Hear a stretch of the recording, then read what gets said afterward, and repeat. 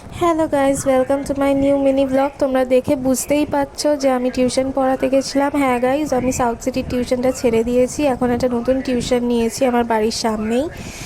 ওদের বাড়ির সামনেটা স্লাম এরিয়া, আর এই যে গরুর মাংসের একটা দোকানের সামনে আমি দাঁড়িয়েছি, কারণ আমি তো গরুর মাংস খাই, সেই জন্য আমি গরুর মাংসের দোকানের সামনে দাঁড়িয়েছি।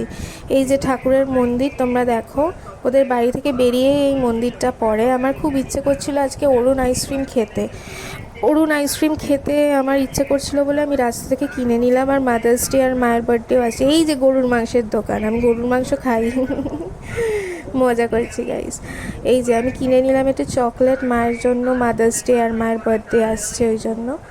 আর কিনে নিলাম একটু অরুণ আইসক্রিম, খেয়ে দেখি কীরকম লাগে। ওয়াটারমেলন ফ্লেভারটা কিনেছি, আর ক্যাডবেরির মধ্যে পার্ক আর 5 স্টার কিনেছি। এই যে দেখো অরুণ আইসক্রিম, কত রকমের আইসক্রিম আর কত দামি এই আইসক্রিমগুলো।